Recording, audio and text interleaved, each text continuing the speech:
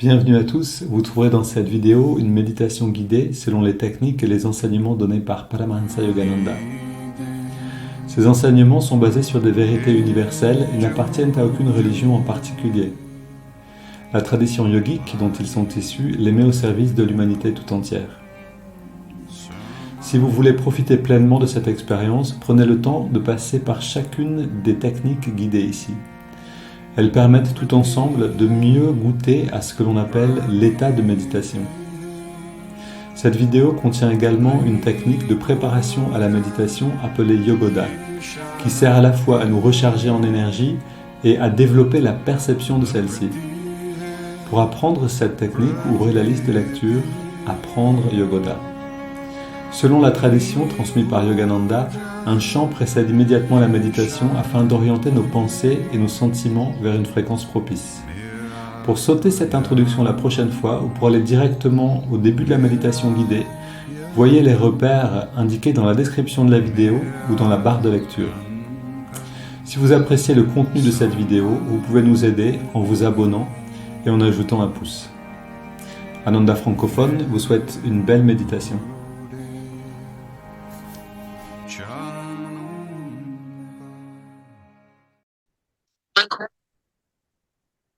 Her father was very ill, chronically ill, and she refused to pray for him. And they used to think, well, why are you healing everybody else and not your own father? She didn't speak, but she indicated she would not. Finally, the mother put her in such a position where she felt she had no choice, because she said, you're prejudiced because he's your father. So she wrote a little note saying, you will see what happens. She had warned them before. But in the end, she did pray for him. So the man became well. But you know, that illness had been a blessing because it had kept in check tendencies that were worldly. And as soon as he became healthy again, he repeated all those mistakes that had made him ill in this lifetime. So it isn't always good to be cured of the effects of karma, because you need to learn your lesson. Otherwise, you may begin all over and have to suffer much more. That's why a master won't heal everybody who comes to him. We need our lessons. We need to pay off our karma. And don't think like what that doctor said to me when I was in the hospital recently. I still have a little bit of the effects of it, but I came near to losing an eye with a very serious fall. And the doctor, as he was stitching me up here, this was only 3.5 weeks ago, but he said, well, everybody thinks when these things happen, why me? And I said, I never think that way. Don't let yourself think that way. Be grateful for whatever happens, good, bad, indifferent, it's all the same. Once you're out of it all, you'll see all the experiences you went through for so many incarnations, the pains, the sorrow. And you know, the wonderful thing is, because so many people, they say, why me, Lord? Why are you picking on me? Why do I have to suffer? Why do I have to go through this? And they weep, and their very thought just makes it all the worse. You know, a little child who falls down, he looks up at you. And if you say, come on, get up, he'll get up. But if you say, oh, poor thing, he'll begin weeping. And so they think, oh, poor me, and that even makes them even more suffering. They begin to emphasize and affirm their pain. Better just think, oh, it's all nothing. It's all just karma. My guru used to tell us a story about a young friend of his when he was a boy. This friend was a toughie. And he would, my guru saw him one time. He was in a tree and he slipped and fell. The only way he could save himself was to slide down the trunk of the tree. And his whole chest was in shreds and bleeding. And they were looking at him like this. And he said, what are you looking at? Come on, put some dust on it. Get rid of the blood. And my mother will beat me up. He had quite a tough mother, too. But any kind of pain that he'd endure, he would just say, oh, forget about it. Just he'll patch me up, let me go on. Well, Master said we have to be like that, tough. Tough on ourselves, not tough with other people. But we have to just accept what comes. And it's a very good training, in fact. I've had this experience in Going to dentists, for example, I told you one story. I never take Novocaine or anesthesia. One time the pain got to be more than usually I sit back, and even if it's a root canal or something, I'm composing music in my mind or meditating or something. But one time the pain was so great that I was not able to detach my mind from it. Well, here's something I learned that was really quite interesting. I accepted the pain instead of withdrawing from it. I went into the heart of that pain, and when I could get deeply enough into the heart of it, suddenly it disappeared. Just as if you can get deeply enough into your own heart, you disappear. There's nothing but God left there. So it actually worked. The pain was no longer there. Well, with your experiences, go into the heart of them and realize that God is at the heart of everything. One rule, well, it's a double rule, that we need to apply in life wherever we go. This was something that my guru held before us as a slogan we should always keep in mind. Be even-minded and cheerful. No matter what happens, just look for the best in it. And you will see that there is a best there somewhere. People may seem to be trying to destroy you. It's happened to me. It happens to many people. Most people think, oh, no one has suffered as I have suffered. That's a silly thought. Everybody has to go through it. You remember the story of Buddha? A woman came to him and asked him to bring her child, her son, back to life. And Buddha said, I will pray. But he said, just as she was about to leave the room, he said that go to a house and get some oil of a certain kind. And as she was just about to leave the room, he said, oh, by the way, you must get that oil from a house that has not seen death. So she thought, well, that'll be easy, because everybody thinks I have troubles, but nobody else has troubles. And she had to come back a week later confessing failure. She had not found a single house that had not known death.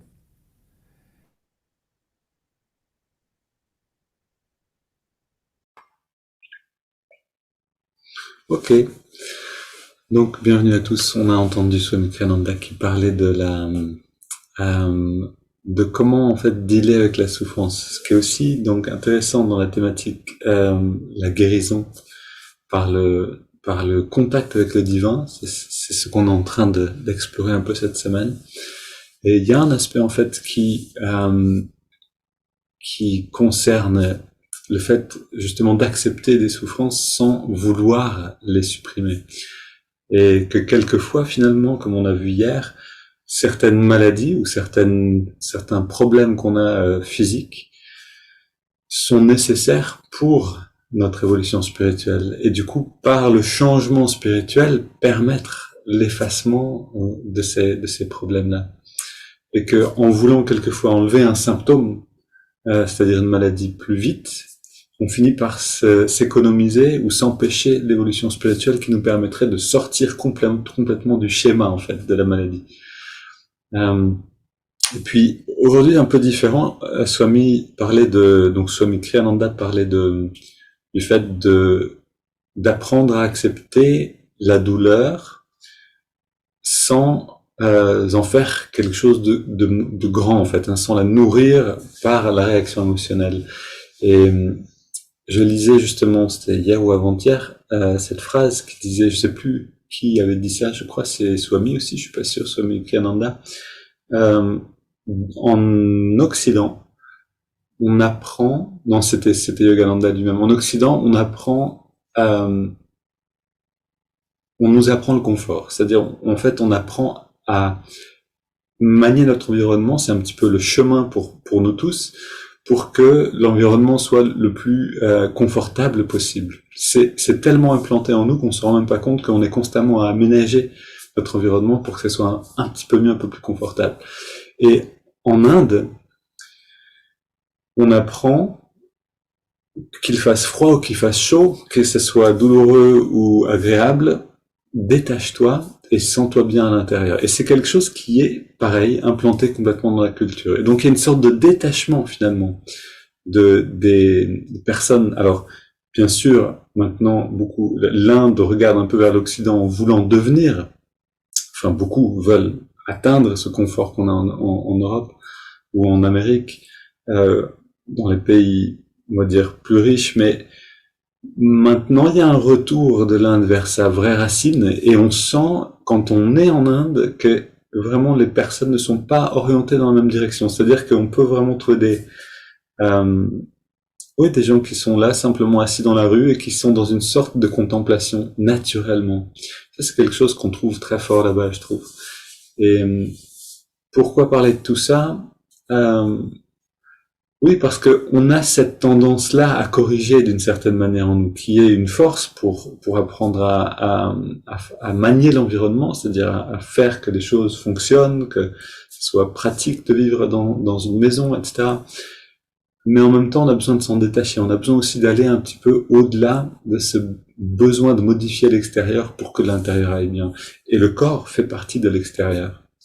Donc, c'est aussi quelque chose de faire le mieux pour le corps possible, peut-être manger de manière saine, s'intéresser à la cuisine ayurvédique, des choses qui sont vraiment qui aident à la santé, tout en acceptant que voilà, ça va pas toujours être impeccable, que le corps lui aussi il a ses problèmes, il est euh, son destin c'est poussière finalement, hein, et que en passant par ces différentes stades, maladies, souffrances, etc., jusqu'à la mort elle-même, qu'on a besoin d'apprendre à se détacher de ce qui se passe dans le corps. Et donc c'est là où tous les moments finalement de difficulté, de douleur, de souffrance, d'impatience, etc., peuvent devenir nos meilleurs alliés.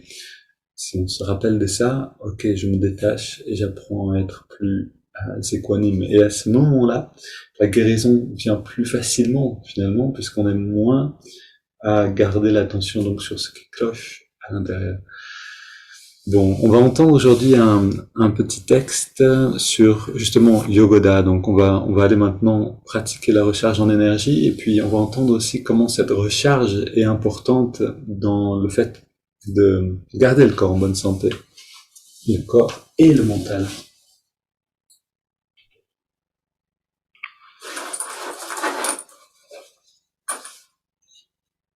Ok. Ô Esprit infini, recharge notre corps avec ton énergie cosmique, notre mental avec ta concentration et ta détermination, notre esprit avec ta sagesse et notre âme avec ta joie toujours nouvelle. Éternelle jeunesse du corps et de l'esprit demeure en nous pour toujours. Et c'est parti. Et vous rappelez, on se concentre sur donc le fait d'aimer justement, apprendre à aimer l'effort. C'est dans la même lignée, puisque l'effort c'est une forme d'inconfort.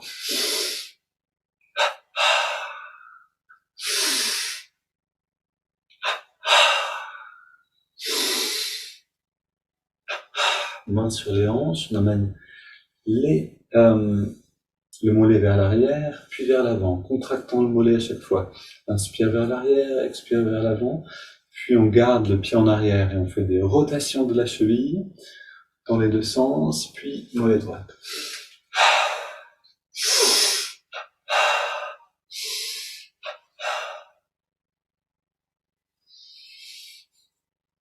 Le mollet et l'avant-bras gauche, inspire, et on relâche, cuisse biceps, et on relâche. À nouveau, mollet avant-bras, et on apprend à donner plus d'efforts, plus d'intensité à chaque fois, à développer un appétit pour cet effort-là, qui va faire beaucoup de bien, justement. Qui va recharger le corps.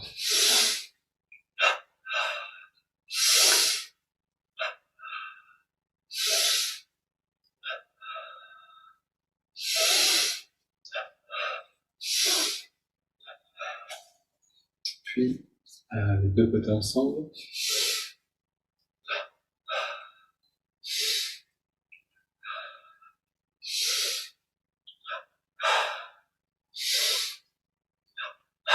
Dernière.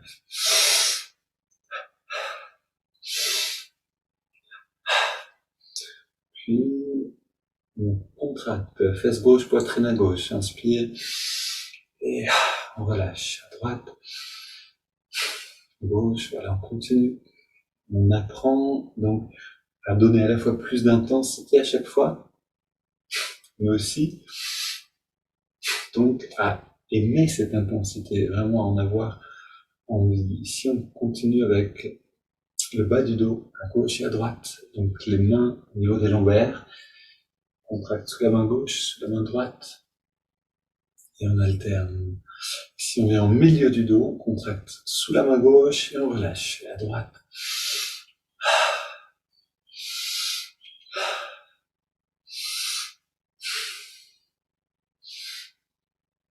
Puis on relâche les bras le long du torse, au niveau de l'omoplate à gauche et à droite.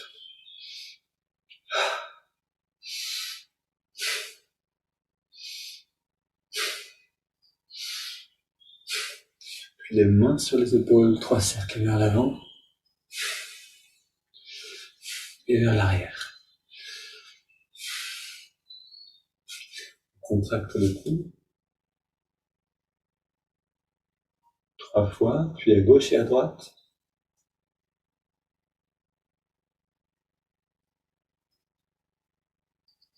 Puis la nuque en redressant la tête.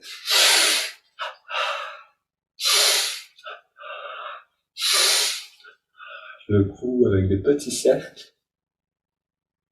Puis dans l'autre sens. Puis grand cercle, cou détendu.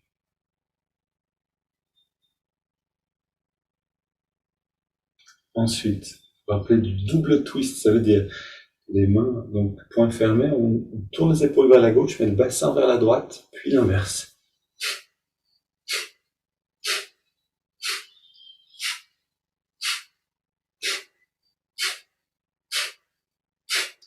Mains sur les hanches, les jambes légèrement écartées. On fait des cercles en engageant les muscles du long de la colonne.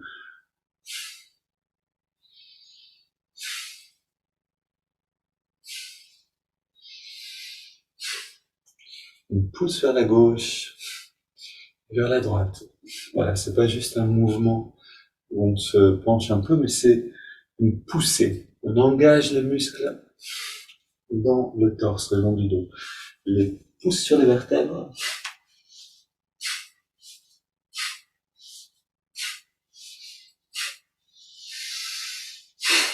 Ok, puis bras tendus vers l'avant. On se tourne avec les épaules, mais les hanches restent vers l'avant. Exactement.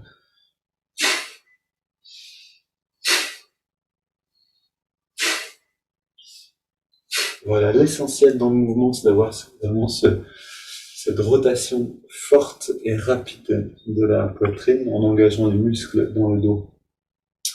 Ok, on tapote sur la tête.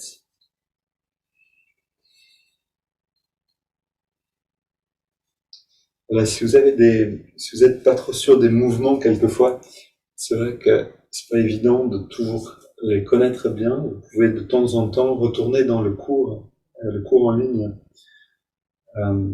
Vous êtes tous ceux qui sont là, vous êtes dans le cours, et dedans il y a vraiment cette vidéo où on apprend lentement en détail, je veux dire chaque posture. On ouvre dans la nuque, des petits cercles en appuyant avec les doigts, puis on baisse la tête, inspire. Pendant l'inspire, on garde la pression avec les doigts.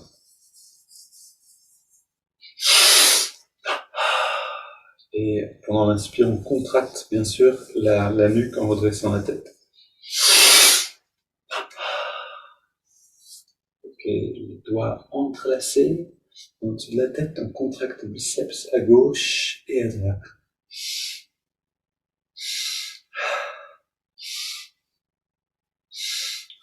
On relâche les bras le long du corps, on contracte tous les muscles ensemble en inspirant. Encore une fois au maximum. Et une dernière. On continue avec le pied gauche seulement. On contracte le pied gauche comme si on saisissait le sol, puis on relâche le pied gauche. contracte le pied droit et on relâche le mollet gauche et on relâche mollet droit. Cuisse gauche, cuisse droite, on relâche fesse gauche et fesse droite. Et on relâche bas du ventre, haut du ventre. Avant-bras gauche, avant-bras droit. Biceps à gauche et à droite. Poitrine à gauche, droite. Le cou, chaque côté, devant, derrière. Puis on contracte le pied gauche, on ajoute le pied droit. On garde les pieds contractés, on ajoute le mollet gauche et le mollet droit. Cuisse gauche, cuisse droite. Fesse gauche, fesse droite. Bas du ventre, haut du ventre. Avant-bras gauche, avant-bras droit, biceps gauche et droite, poitrine, double inspire. Au maximum, tous les muscles, jusqu'à sentir une vibration dans le corps. Puis on relâche le cou, la poitrine à droite et à gauche. Biceps, épaules, droite, gauche, avant-bras droit et gauche. Le haut du ventre, le bas du ventre, fesse droite, fesse gauche, cuisse droite, cuisse gauche, les mollets et les pieds. Une double inspire, on recontracte tout au maximum. Et on relâche. Encore une fois.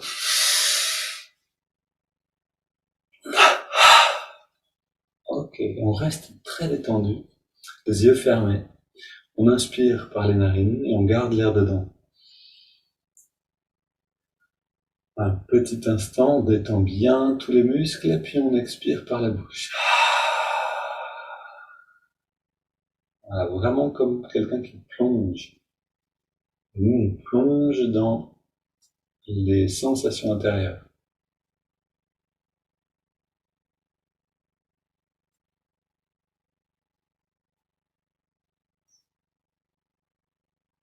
Continue avec les mouvements des avant-bras.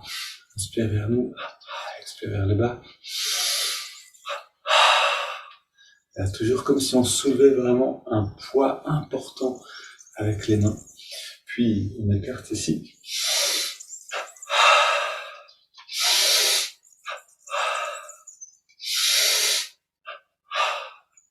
On attrape des haltères, 15 kilos dans les mains, dans chaque main.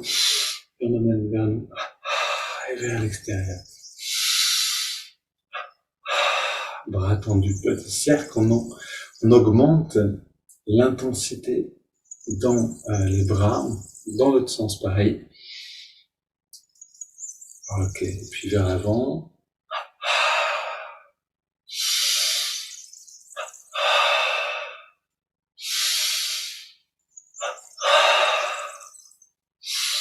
Voilà, dans l'idéal, chaque mouvement, vous sentez que ça réchauffe fortement les muscles. Presque arriver à transpirer, hein, c'est vraiment l'idée. En fait, ces exercices, ces mouvements ont vraiment été développés avec l'idée de développer les muscles en même temps. Donc inspire, voilà, beaucoup d'efforts sur l'inspire, sur l'expire ici, double inspire vers le haut, et on relâche tout.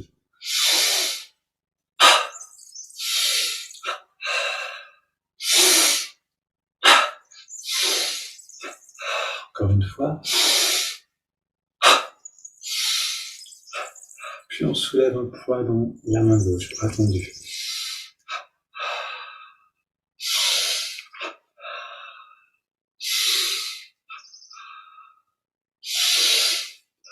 Puis latéralement. Voilà, toujours avec cette respire, inspire, on lève, expire, on relâche, on ramène vers le bas. Puis, on marche sur place.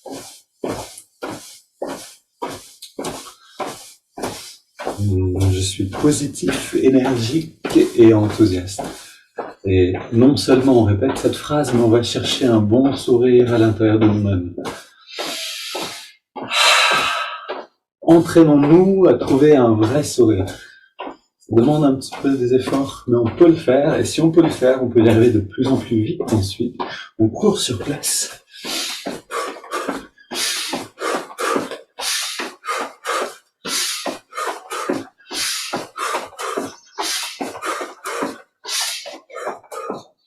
Ok, pied gauche devant. Le poing. Super, et puis de l'autre côté. Parfait. Encore une fois.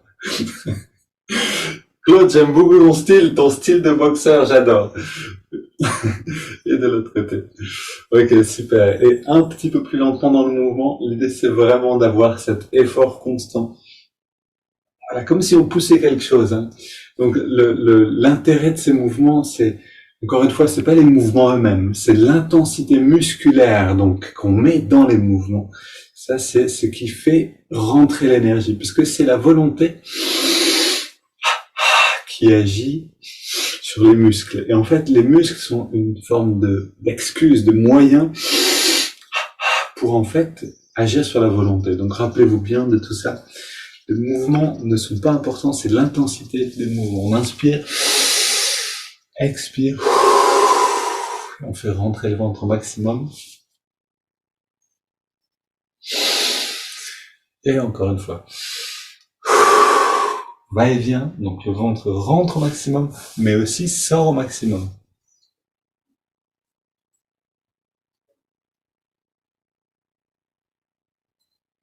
Encore une fois.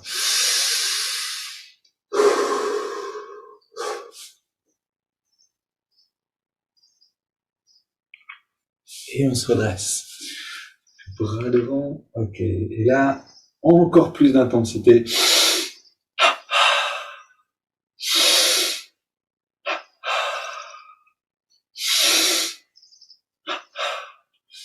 Sur les hanches, même chose avec les mollets. Puis rotation des chevilles et de l'autre côté.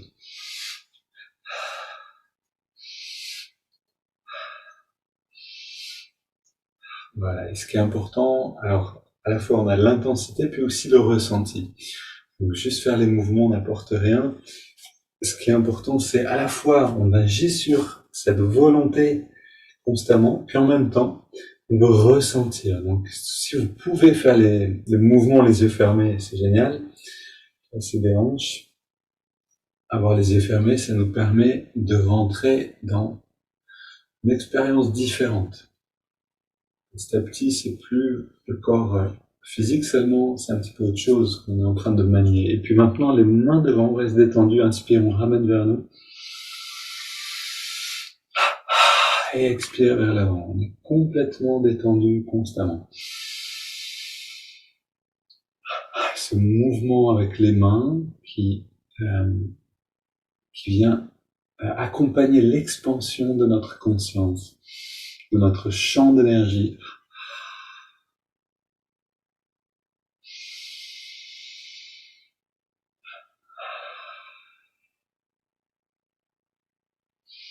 C'est un moment très agréable.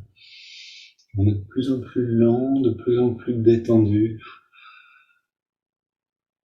de plus en plus sensible.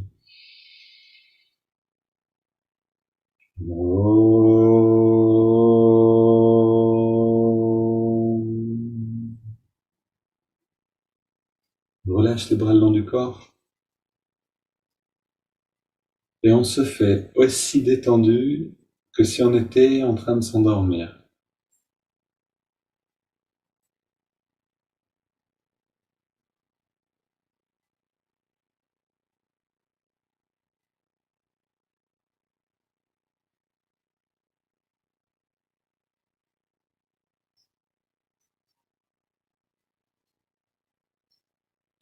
On est un bon explorateur, c'est-à-dire on regarde qu'est-ce qui se passe dans les jambes, comment on sent le ventre, la poitrine, les bras, les jambes, les mains.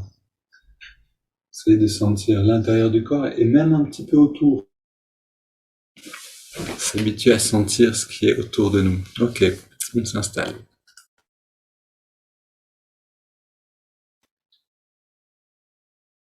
On est redressé, détendu.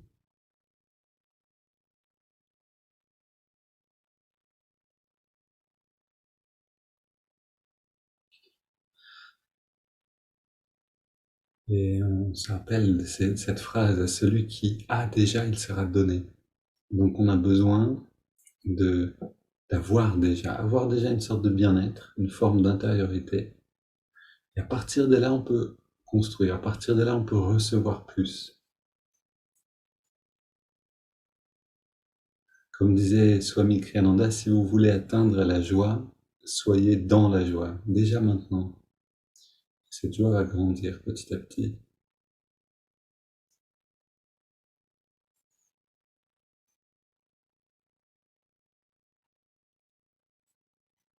Un principe très simple, mais si on peut l'appliquer, on évite le piège d'attendre que ça vienne plus tard, ce qui met à l'écart finalement l'expérience elle-même. Alors, installons-nous un peu dans la poitrine en observant le souffle.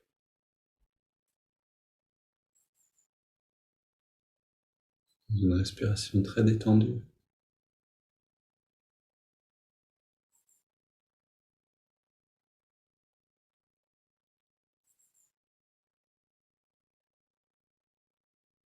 On prend conscience du bien-être qui est présent maintenant.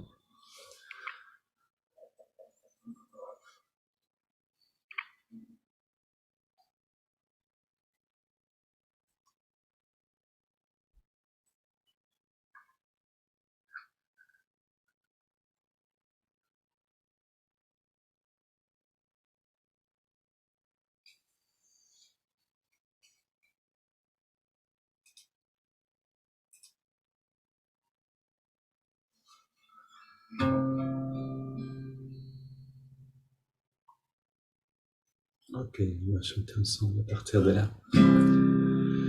La vie est douce, la mort arrête. La vie est douce, la mort arrête. Quand on chante, coule en moi, Seigneur, quand on chante, c'est coule en moi. La joie est douce, la peine arrête. La joie est douce, la peine arrête. Quand on chante, coule en moi, Seigneur, quand on chante, c'est coule en moi. La santé est douce, la maladie enlève. La santé est douce, la maladie enlève. Quand on chante, coule en moi, Seigneur, quand on chante, c'est coule en moi. La louange est douce, le blâme arrête. La louange est douce, le blâme arrête. Quand on chante, coule en moi, Seigneur, quand on chante, c'est coule en moi. La vie est douce, la mort arrête. La vie est douce, la mort arrête. Quand on chante, coule en moi, Seigneur, quand on chante, c'est coule en moi. La joie est douce, la peine arrête. La joie est douce, la peine arrête. Quand on chante, coule en moi, Seigneur, quand on chante, c'est coule en moi. Quand on chante, coule en moi, Seigneur, quand on chante, c'est coule en moi. Quand on chante, coule en moi, Seigneur, quand on chante, c'est coule en moi.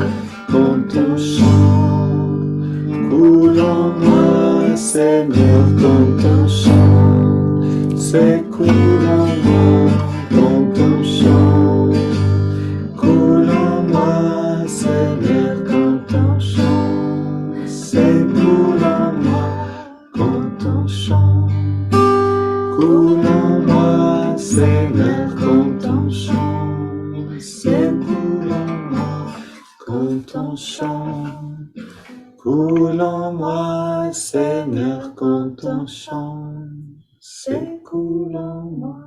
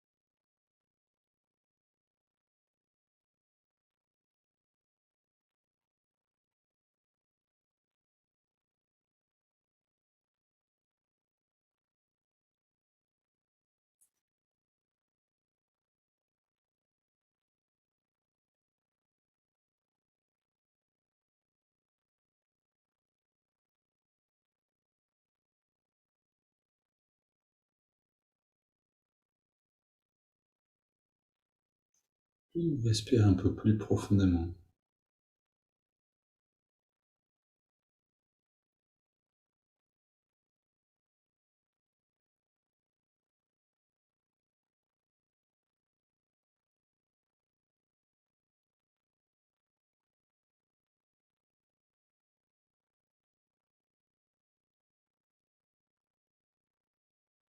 Non, je vous invite à garder les yeux fermés pour les étirements du dos et à vraiment ressentir tout ce qu'on va faire maintenant comme le prolongement du chant. Sentir que vous êtes guidé depuis l'intérieur de vous-même dans les mouvements eux-mêmes.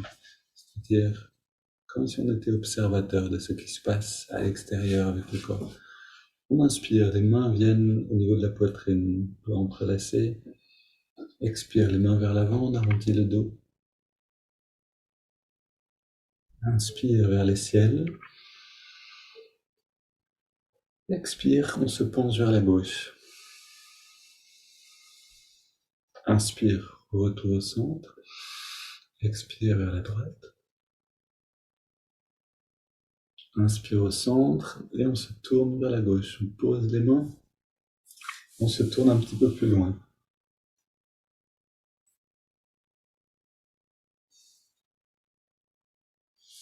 On revient au centre. Inspire vers le ciel. Expire, on se tourne vers la droite. On pose et on va plus loin.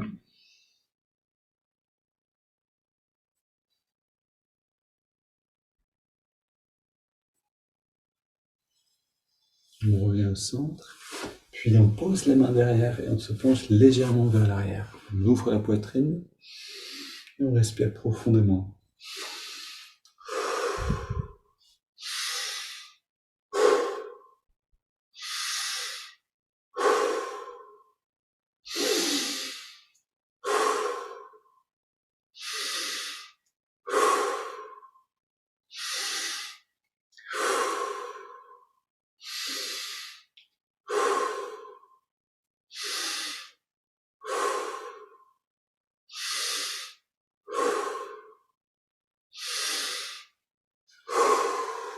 Puis on prend un peu plus d'air à chaque inspire.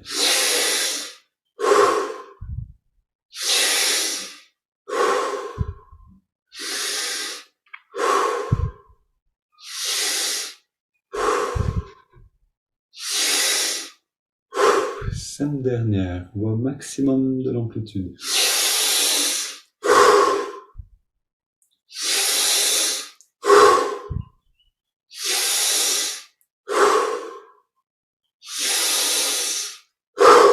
Dernière.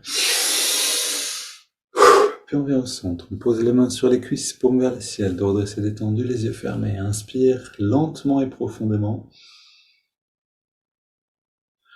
On garde l'air dedans, poumon plein, on détend bien tous les muscles. Puis on laisse l'air sortir par la bouche sans faire d'effort. Puis on arrête simplement de respirer. Et on s'intériorise dans toutes les sensations qui deviennent perceptibles.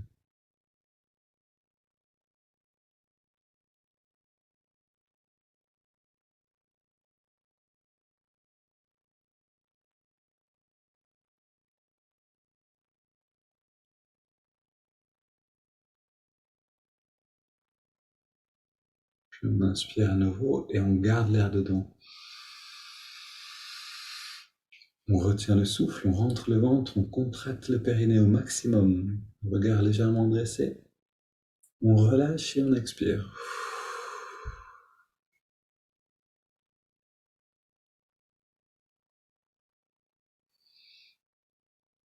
Et on reste dans la détente, le corps respire de lui-même. On goûte aux effets magiques du pranayama. Le pranayama, ce contrôle du souffle, qui nous permet de plonger avec beaucoup d'élan vers l'intérieur, d'aller vraiment se rapprocher de l'état de méditation à grands pas.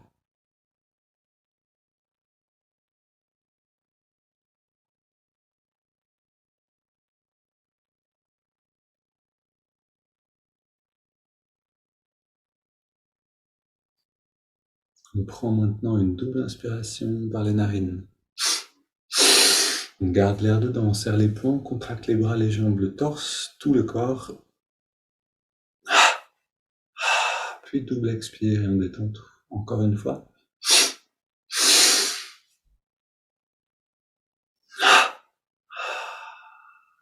Et une dernière.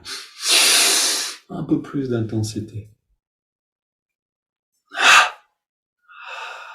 Totale détente. On sent cette vibration, ce fourmillement dans le corps. Et dans cette détente, on inspire par les narines sur 5 en ressentant l'énergie remonter le long de la colonne. C'est parti, inspire.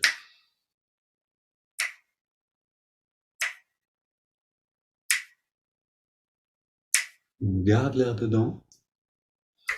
On sent toute l'énergie qui vient à la jonction des sourcils pour réveiller l'œil spirituel, l'intuition. Et on expire maintenant. On sent comme une sorte de lumière qui se répand en nous, un bien-être. Inspire à nouveau.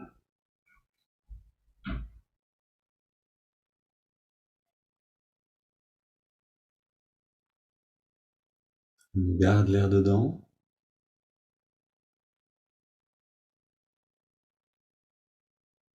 Et puis on expire. Améliorons encore un peu cette pratique en passant par chaque partie de la colonne consciemment. Inspire, coccyx, sacrum, lombaire, dorsal, cervical. Et on garde l'air dedans, lobe frontal.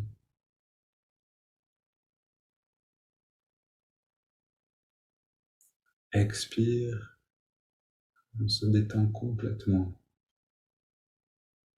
Comme si on abandonnait notre personnalité, notre ego dans les mains du divin. Inspire à nouveau.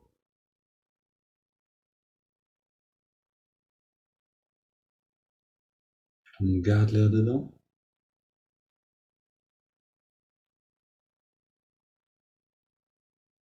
Expire.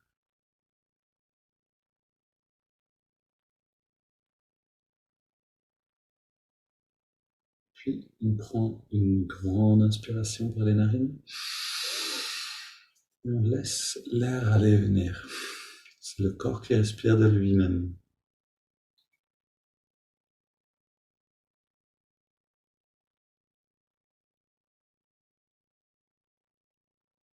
On est dans cette détente, dans ce bien-être.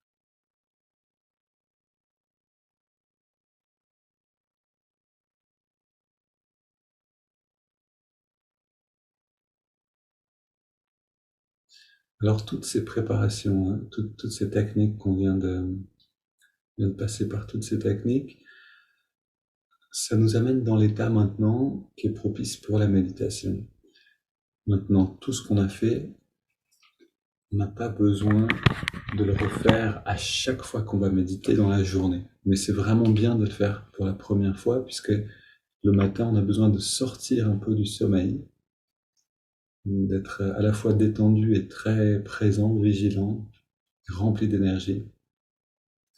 Mais une fois qu'on a fait ça, donc les techniques, si on médite avant de manger à midi ou le soir, avant le dîner ou avant de se coucher, on va voir quelques techniques, contraction détente, respiration triangulaire, et ça peut suffire.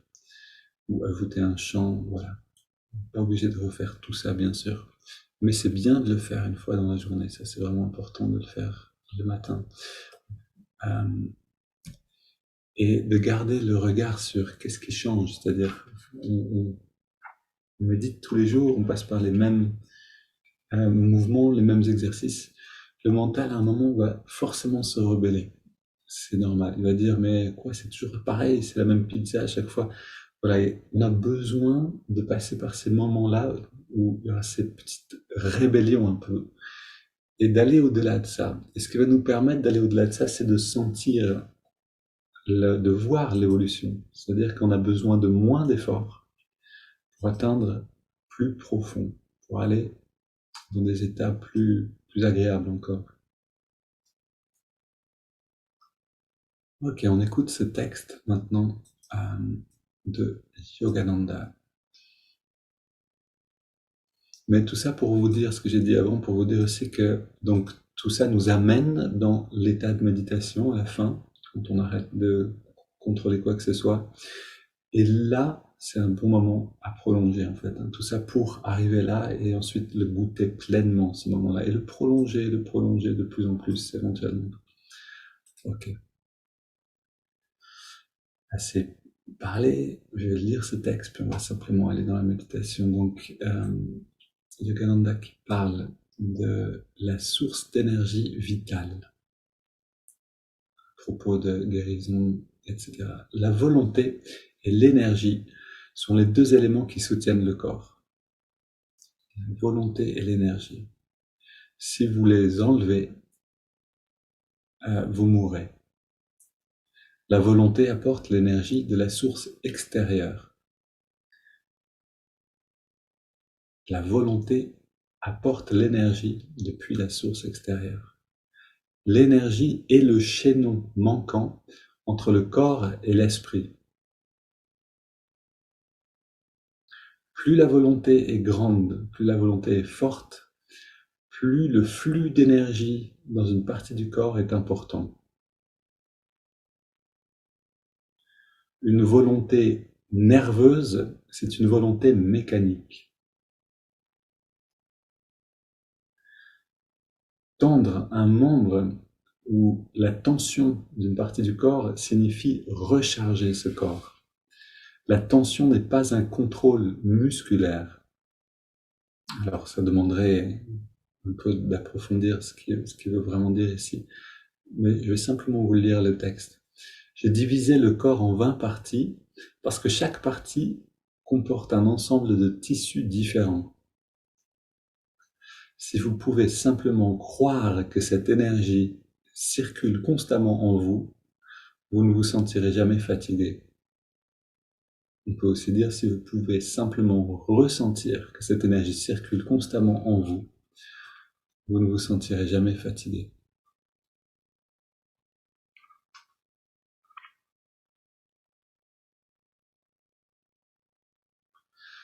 Vous émettez des chèques d'énergie et vous ne comblez pas le déficit. Si vous remplissez des chèques et que vous continuez en même temps à déposer de l'argent à la banque, vous ne regretterez pas ce que vous avez dépensé.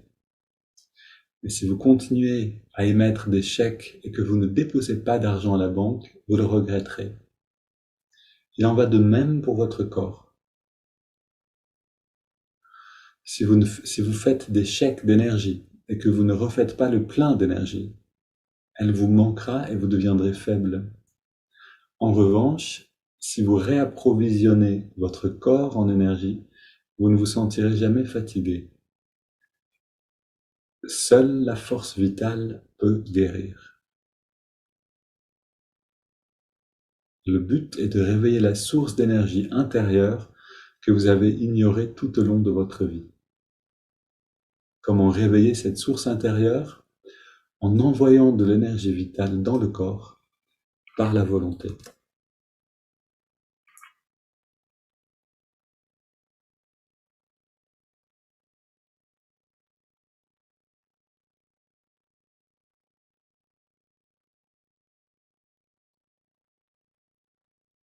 Et maintenant, on agit purement sur la volonté. Donc, plus même sur les muscles, mais vraiment sur un aspect plus subtil de la volonté qui est le maniement de l'attention en nous-mêmes.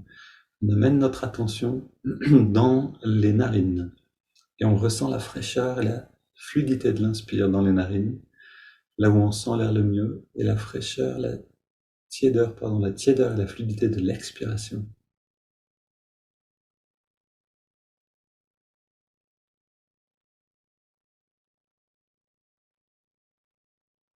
Et notre volonté qui grandit, qui se renforce, nous permet de rester stable dans l'observation du souffle.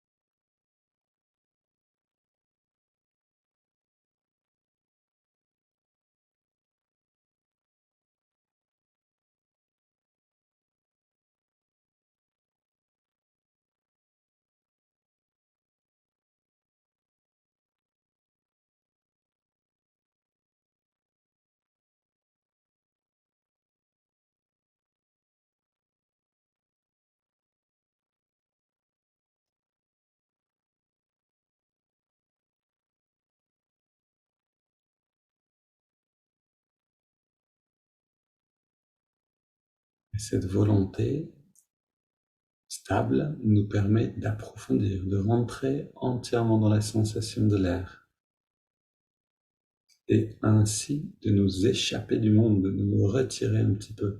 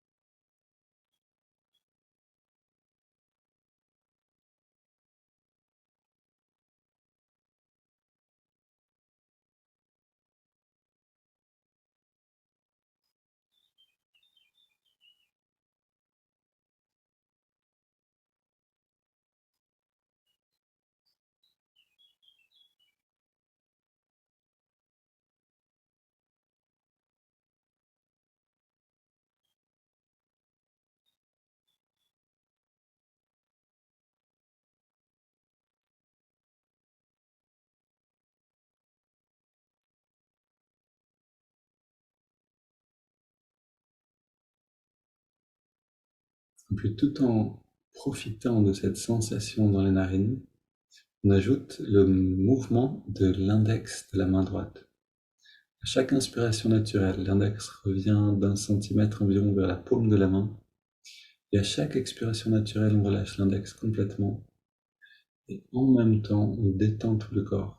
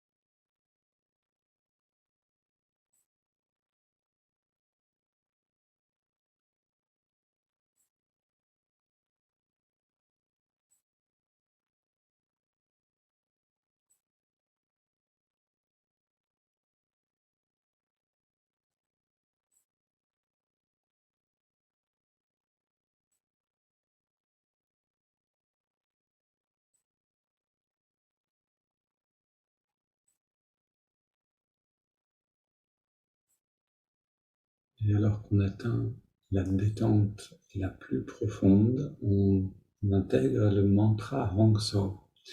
Hong qui accompagne chaque inspiration naturelle et So chaque expiration naturelle.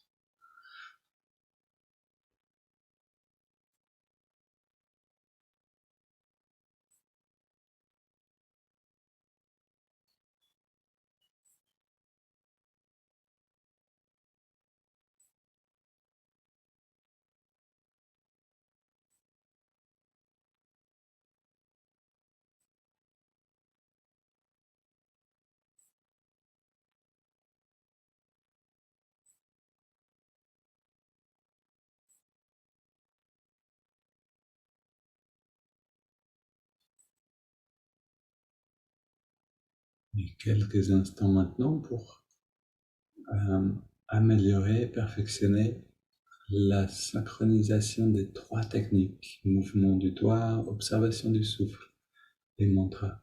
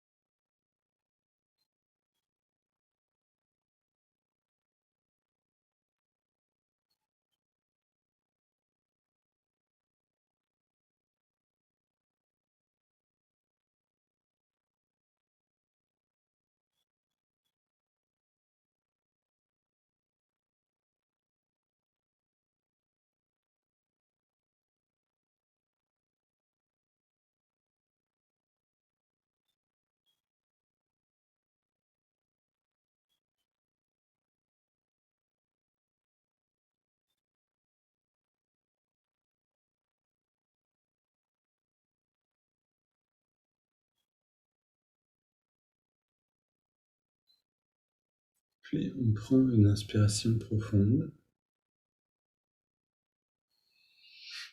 Expire en 3 fois. Petite pause avec la respiration elle-même.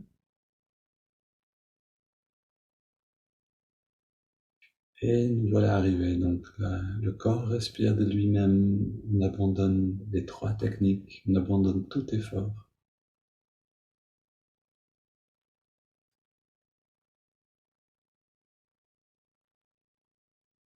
Après l'effort, ce réconfort-là, de prendre le temps d'être.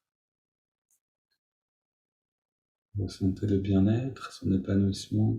Et si les pensées viennent interférer, ramenez simplement l'attention sur l'expérience avec une phrase, avec un mantra ou une prière.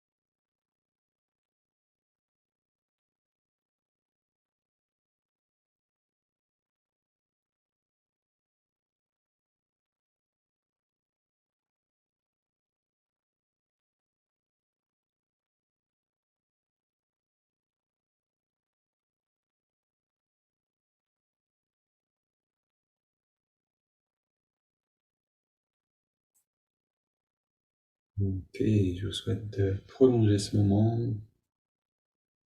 Une belle journée à tous. Restez aux aguets si vous voulez pour demain, puisque je vais peut-être vous proposer des petits groupes demain à 9 heures. Donc je vous enverrai un mail à ce propos si c'est le cas. Une belle journée à tous.